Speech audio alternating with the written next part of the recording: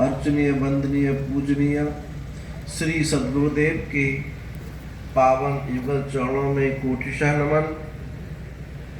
मंचासीन एवं यत्र तत्र विराजमान यति वृंद संत वृंद सभी के पावन युगल चरणों में शत नमन।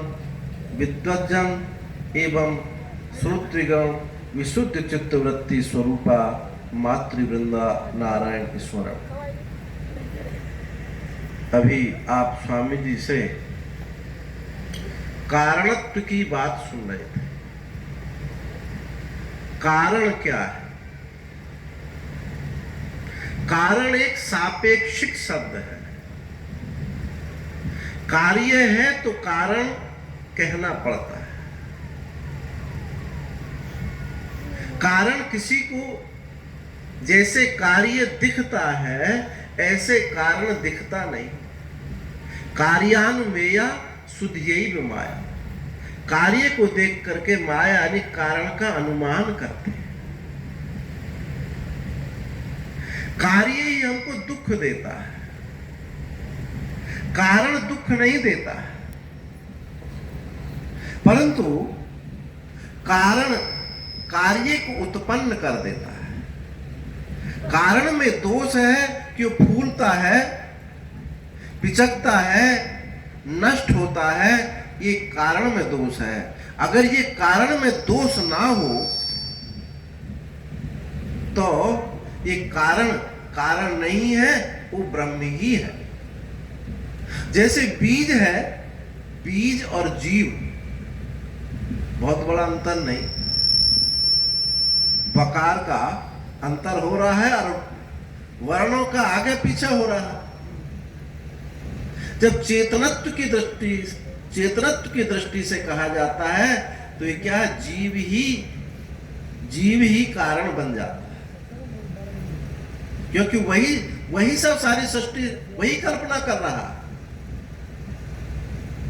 तो बीज फूलता है, उसको नमी में डाल दो तो फूल जाता है, फिर वो फट जाता है, फिर उसमें मूलांकुर प्रांकुर निकलते। यदि बीज में वो फूले नहीं, पिचके नहीं, फटे नहीं तो दिखाई तो किसी को देता नहीं। तो ये अगर ये ना हो तो बीज ही क्या, कारण ही वो ब्रह्म है, क्योंकि लक्षण पूरे के पूरे ब्रह्म में घटित हो गए। परंतु इसी कारणवश इसी से उसको बीज कहा गया, कारण कहा गया। तो यहां दो कारणों की बात आई, एक निमित्त कारण और एक उपादान कारण। निमित्त कारण किसे कहते हैं? वो हमेशा चेतन ही होता है। जैसे मिट्टी के पात्र बनाने के लिए कुम्हार क्या है? निमित्त कारण है। और मिट्टी क्या है? उपादान कारण। और सहकृत कारण चाक दंडा आदि। तो यहां अभिन्न निमित्तोपादान का मतलब है कि उपादान भी वही है और निमित्त भी वही है। यानी मिट्टी भी वही है और कुम्हार भी वही है। तो जो उपादान निमित्त से यदि भिन्न नहीं है तो वस्तु बनेगी नहीं। और जब वस्तु बनेगी नहीं और वो आपको दुख देवे, दिखेगी। वस्तु का दिखना अलग बात है और वस्तु का बनना अलग बात है। हम जब बनती है तो हमको कारण निमित्त कारण भिन्न मानना पड़ेगा और उपादान कारण हमको भिन्न मानना पड़ेगा। और जब वस्तु दिखती है तो अभिन्न निमित्तोपादान, यानी वो तत्व ही अनेक रूपों में दिखने लगा है। और दिख भी किसको रहा है? जिसको ये भ्रांति हुई है। जिसमें भ्रांति नहीं है उसको ये भिन्न रूप में दिखता नहीं। वो तो वही तत्व ही तत्व है। तो एको हम बहुश्यामः प्रजायेति, मैं बहुत हो जाऊं। कैसे? अग्नि विश्वलिंगावत, जैसे अग्नि की चिंगारी वो चिंगारी अग्नि ही होती है, इसी प्रकार से वो परमात्मा रूपम रूपम प्रतिरूपो बभूव, वो रूप रूप में जो दिख रहा है, हाथी घोड़ा रथ के रूप में दिख रहा है, वो खांड ही खांड है। तो जो अभिनिमित्तोपादान कारण की बात कही जाती है, ये कारण की बात जिज्ञासु के लिए है, और ये व्याप्य व्यापकता आदि जिज्ञासु के लिए है। ये सब समझाने की एक प्रक्रिया है। वस्तुतः न वो कारण है न वो व्यापक है।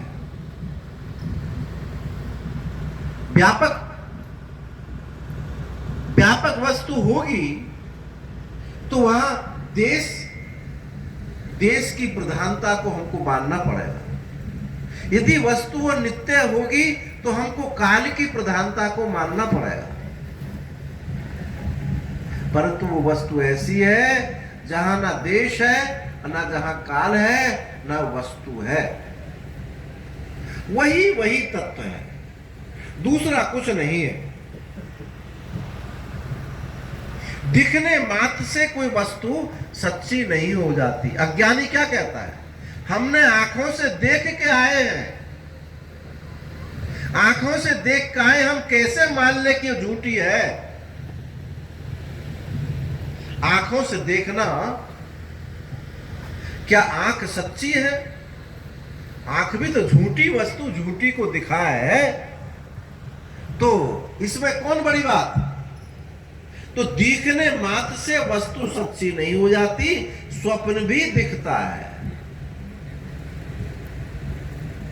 अच्छा, अर्थ क्रियाकारित्व से वस्तु सच्ची हो जाती है तो नहीं। स्वप्न के शेर जब खाने आता है तो भय लगता है, कंपन होता है। कंपन होता है तो क्या कंपन होने से, भय लगने से क्या शेर सच्चा हो गया? नहीं। अज्ञानी की दृष्टि ये है कि दिखता है इसलिए सच्चा है। अज्ञानवान क्या कहते हैं? ये दिखता है इसीलिए झूठा। मिथ्यात्म, मिथ्या की परिभाषा क्या है? जो दृश्य है मिथ्या है, क्योंकि जो दृश्य होगा उसका जन्म होगा और होगा।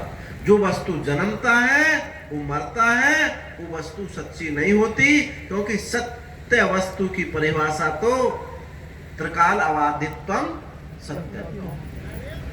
जो एक रस रहता है उसका नाम सत्य है।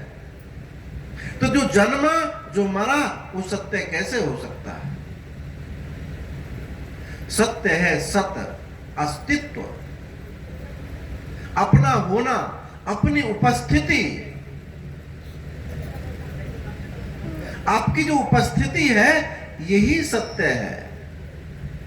आपकी जो उपलब्धि है ये सत्य है। देखो, सत जो वस्तु है वो सर्वत्र है। ये माइक है, इस माइक में 5 चीज है। एक इसका नाम माइक है, एक इसकी आकृति रूप है, और ये है मालूम पड़ता है अप्रियता है। अस्ति भाति प्रिय नाम और रूप। अब इस माइक को हम तोड़ देते हैं, टुकड़े टुकड़े हो गए, तो क्या कहोगे कि टुकड़े हैं, मालूम पड़ते हैं। और उन टुकड़ों को फिर हम जला देते हैं तो फिर क्या कहोगे? ये राख है, मालूम पड़ती है। तो जो है मालूम पड़ना है। मालूम पड़ना माने चेतन है, माने अधिष्ठान सत्ता। इसका बाध नहीं होता। जो माइक का है, माइक का मालूम पड़ना है, वही टुकड़े का है, टुकड़े का मालूम पड़ना है। और जो माइक का है, मालूम पड़ना है वही राख का है, और वो राख का मालूम पड़ना। तो है का कभी अभाव नहीं हुआ, मालूम पड़ने का कभी अभाव नहीं हुआ। उस है में, उस मालूम पड़ने में ये रूप बदलते चले गए। इन बदलने का, इन नाम रूप, ये क्या है? यही माया है। हमने इनको सत्ता दी, और ये सत्ता देते ही ये अपने को महत्वपूर्ण समझते। सत्ता मात्र से हमने, अविद्या कुछ नहीं है, अविद्या नाम की कोई वस्तु नहीं है। हमने अपना अस्तित्व वहां डाल देते हैं, उसको महत्ता दे देते हैं, तो वही हमको दुख देती है।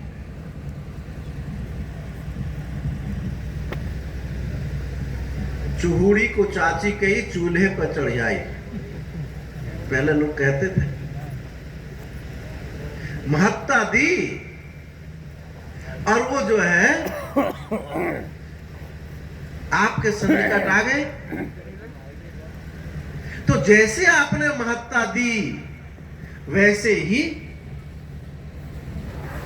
आपने उसको स्वीकार कर लिया।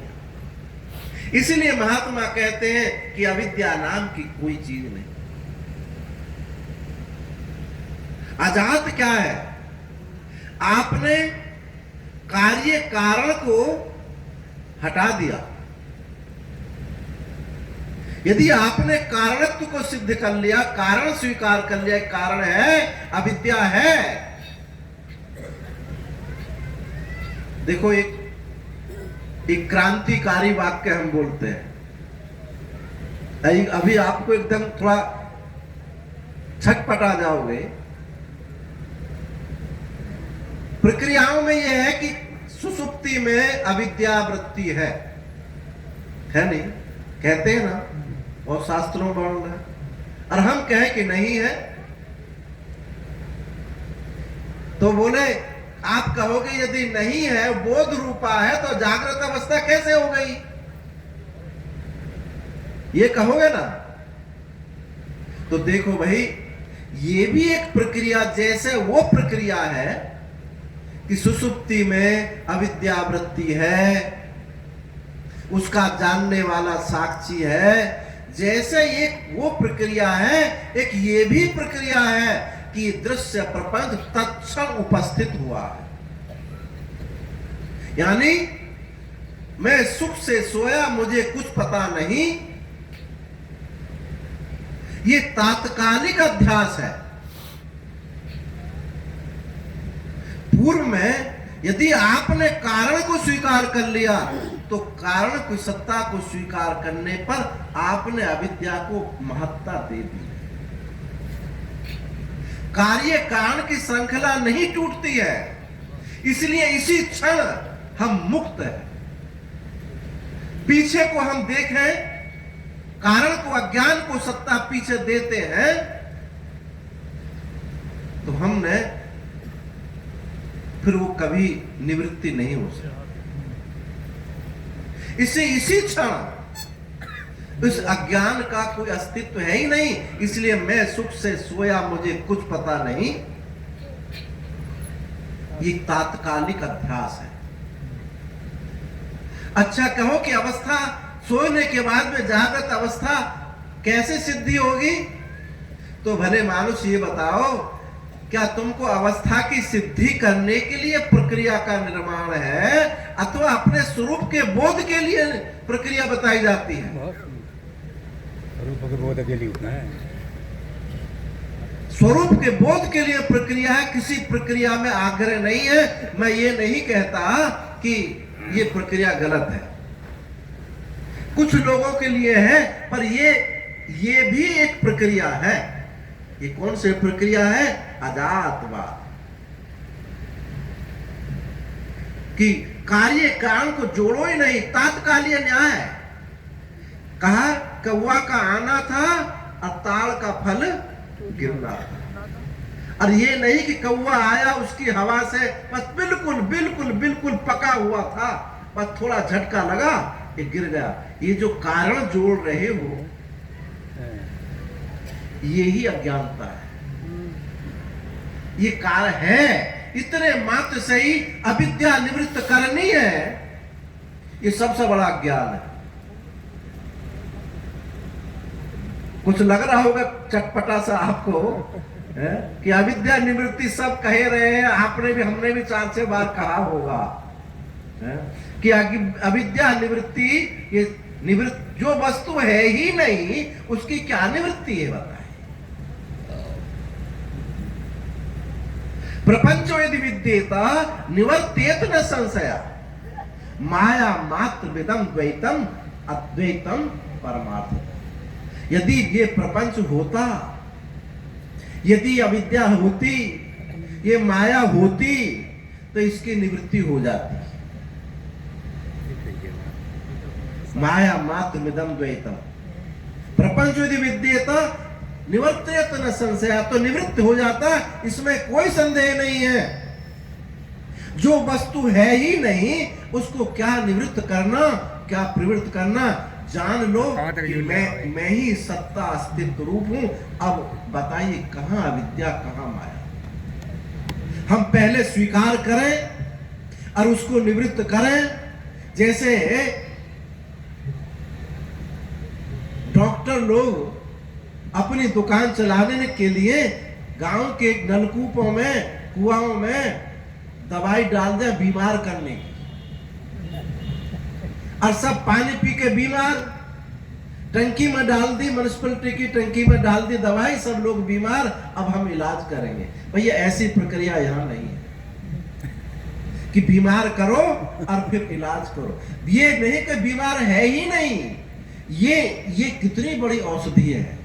जो वस्तु है नहीं उसको है कह करके हटाने की बात की जाए, वो तो हमने एक उपद्रव को,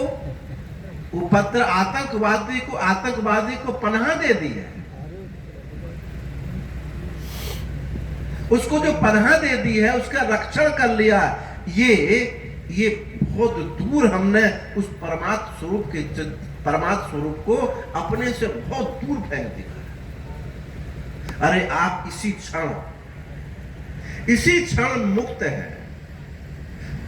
और मुक्ति भी इसलिए कह रहे हैं क्योंकि तुम अपने को बंधन मानते थे। नहीं, मुक्ति शब्द कहना भी बनता नहीं। निरोधो न उत्पत्ति बद्ध होना का साधका मुमुक्षुर्वै मुक्त इत्येषा परमार्थतः। यही परमार्थता है।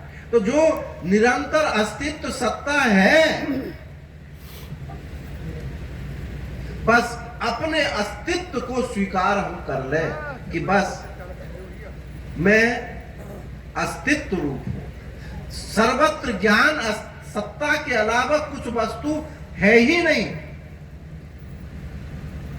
आपको 1 लाख रुपए प्राप्त हुए, ये जो उपलब्धि हुई ये ज्ञान है या नहीं है? ज्ञान है, ज्ञान। ऐसी हर वस्तु में देखिए, ये जो व्यवहार है, आप सत्ता ज्ञान स्वीकार करते हैं या नहीं करते हैं? कर लेता है। बस उस सत्ता ज्ञान को स्वीकार ना करके उस पर आरोपित छाया को स्वीकार कर लेते हैं। भाई यही भूल है। क्यों स्वीकार कर लेते हैं उसको? क्योंकि उस अधिष्ठान सत्ता के अत्यंत मिथ्या कल्पित वस्तु सन्निकट है। पितामह भीष्म ने प्रतिज्ञा की थी कि मैं हस्तिनापुर राज्य की रक्षा करूंगा। उन्होंने हस्तिनापुर राज्य की रक्षा नहीं की।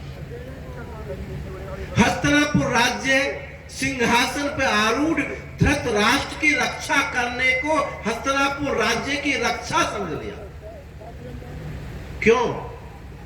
कि हस्तिनापुर राज्य सिंहासन के अत्यंत सन्निकट कौन है? अंधे धृतराष्ट्र है। बस ऐसी बात यहां है। आप हस्तिनापुर सिंहासन आप स्वराट सम्राट हैं। उसके अत्यंत कल्पित अंधा धृतराष्ट्र ये नाम और रूप है। अंधे नाम रूप को जिसमें जड़ता है, अंधा क्यों है? इसमें जागृति नहीं है, इसमें चेतनता नहीं है, ये अंधा नाम रूप है। इसको आपने स्वीकार कर लिया, इसकी रक्षा करना अपना दायित्व समझ लिया है और अपने अस्तित्व सत्ता को विस्मृत कर दिया है। यही ना समझी। अब देखो, ये हमारा हाथ है, हाथ में दर्द हो रहा है। अब यहां हाथ है, दर्द है और हमको मालूम पड़ रहा है। ध्यान से अंतर्मुख होकर के इस बात समझेंगे तो इसी क्षण अपनी सत्ता चेतनता स्फुरित होगी। हाथ है, दर्द हो रहा है, मालूम पड़ रहा है, बस एक क्षण के लिए हाथ को हटा दो, दर्द को हटा दो। जो मालूम पड़ना है वो क्या है? वो मालूम पड़ना वही तो आपका स्वरूप है। दर्द आपका स्वरूप नहीं है, दर्द मन है। हाथ स्थूल है, हाथ स्थूल है, दर्द मन है और दर्द के भी पीछे बैठा हुआ जो महसूस है, मालूम पड़ना है, इसी को मालूम पड़ने को हम क्या कहते हैं? ज्ञान। बहुत सारे शब्दों को सीख करके हम उसी शैली में सुनाना चाहें, ये भी एक बंधन है। एक बच्चा कहे कि मम्मी मम्मी मेरे तो पेट में गुड़ गुड़ गुड़ गुड़ गुड़ होती है। अब वो सुनती नहीं है। और जब वो कहे कि मम्मी मेरे पेट में दर्द होगा तब सुनेगी।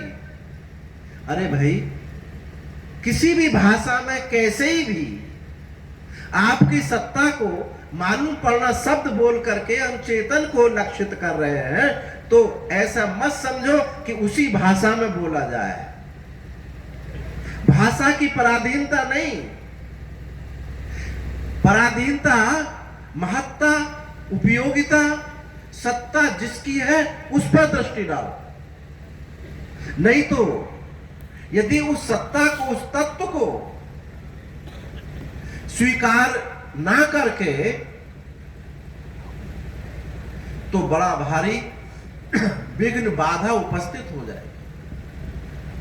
ना तो ये ज्ञान सिद्ध होता है, ना भक्ति सिद्ध होती है, ना कर्म सिद्ध होता है, ना उपासना सिद्ध होती है। यदि उस सत्ता को, उस तत्व को स्वीकार न किया जाए तो इनकी किसी की भी सिद्धि नहीं होगी। ये कर्म यदि उस सत्ता को, अस्तित्व को स्वीकार ना करें तो ये कर्म क्या होगा? ये भोग रोग हो जाता है। ये भक्ति उपद्रव हो जाएगी। कहां से ढूंढते हुए कि भगवान को ये चाहिए, भगवान को ये खिलाना, पूरे दिन उपद्रव मचाए फिरते हैं महाराज, सत्ता को स्वीकार ना करने की वजह से। और ये योग जो है, ये रोग योग जो है, ये क्या है? भोग बन जाता है कि हमको ये खाना है, शरीर स्थूल ना हो जाए, वृत्ति हमारी इधर उधर ना भटक जाए, रात दिन खीरा घिसते घिसते लौकी का जूस पीते पीते पागल हो जाएंगे, बुखार चढ़ जाएगा। बुखार चढ़ते हैं महाराज, अस्थि सत्ता को भूल जाते हैं। किसी को किसी का बुखार चढ़ जाता है, किसी को किसी का बुखार चढ़ जाता है। इन बुखारों को ढोए फिरते हैं। किसी को आयुर्वेद का बुखार चढ़ जाता है, किसी को बाबा रामदेव का बुखार चढ़ जाता है, कभी किसी सबके बुखार चढ़ रहे हैं भाई। रामदेव को भी बुखार चढ़ा हुआ है व्यापार का। ये जो बुखार है, आवेश, बुखार माने आवेश, अपनी सत्ता को विस्मृत करके पास में बैठे हुए धृतराष्ट्र को स्वीकार कर रहे हो, इसी का नाम बुखार है। सत्ता जिस क्षण हमने स्वीकार कर ली, अपने अस्तित्व को स्वीकार कर लिया, तो ना ये माया विद्या कभी थी संभावना ही नहीं है। हम पास में बैठे हुए धृतराष्ट्र को देख रहे हैं। इस सत्संग का प्रयोजन है कि अपनी सत्ता को स्वीकार करो कि मैं हूं, और अपने आपे को देखने के लिए क्या देरी क्या दूरी, कितनी देर लगती है एक ब्राह्मण को हिंदू होने में? कोई देर नहीं, क्योंकि वो हिंदू है ही, केवल स्वीकृति है। आप अन्य अन्य चीजों को स्वीकार कर रहे हैं, बस उनको उनके साथ बिना युद्ध किए हुए, युद्ध करके नहीं, बिना युद्ध किए वहीं के वहीं छोड़ दो। रजस तमस सत्वेन सप्तम च उपशमेन च। रज को तम को सत्व गुण से निवृत्ति होती है, सप्तम च उपशमेन च। असत्व को शम में बैठने से सत्व गुण की निवृत्ति हो जाती है। नहीं तो सत्व गुण भी एक जंजीर है। सत्व गुण हृदय की वस्तु है। जब वो हृदय से निकल के क्रियान्वित होने लगती है तो आसक्ति और मोह के रूप में परिवर्तित होती है। जैसे कि राजऋषि भरत हिरण के बच्चा को देख के करुणा उदय हुई थी, और वो करुणा ही आसक्ति मोह के रूप में चली गई। इसलिए सत्य हृदय होने पर कह रहे थे संत जी, सत्य गुण बढ़ने पर यदि आपने विवेक को, सम को आदर नहीं दिया, तो निश्चित रूप से सत्य, क्योंकि बीज है, उसमें से रज और उसमें से तम निकल आता है, और कभी कभी तम में से भी सत्य निकल आता है। एक जगह एक आदमी को पीट रहे थे, एक जगह बोला भैया पानी पिलाओ, उसको पानी पिलाओ। घोर तम में से पानी पिलाओ, दया जो आई, ये सत्वगुण हुई नहीं हुई? सत्वगुण। तो कहने का मतलब ये है कि अपने सम में, अपनी उपस्थिति में, अपनी सत्ता में बैठे, इसके लिए कोई प्रयत्न नहीं है। केवल आप अपने को स्वीकार कर लें, अपने को तैयार कर लें, बस इतना ही वेदांत है। बहुत लंबी दौड़ भाग नहीं है। जितनी हम शब्दों को पकड़ पकड़ कर बनाते चले जा रहे हैं, इतनी दौड़ भाग है नहीं। वो शब्द में ऐसा ना हो कि हम शब्दों में पकड़ के उलझते चले जाएं। भक्ति में उपद्रव आ जाता है यदि स्वीकृति को स्वीकार ना करें। इस ज्ञान में भी लोग ताल ठोकने लगते हैं कि मुझसे ज्यादा तू क्या जा रहा है, यथार्थ है, सही बात। ठोकने लगते हैं, बड़े बड़े मंचों पे ताल ठोकने लगते हैं कि इसको समय इतना क्यों।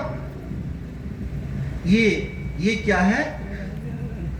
अपने सत्ता अस्तित्व को स्वीकार ना करके ये जो शब्दों को हम बढ़ावा दे देते हैं, इन शब्दों को अपना आभूषण बना करके अपने व्यक्तित्व का पोषण करने लगते हैं। ये ना समझिए, अपनी सत्ता को स्वीकार करें। ओ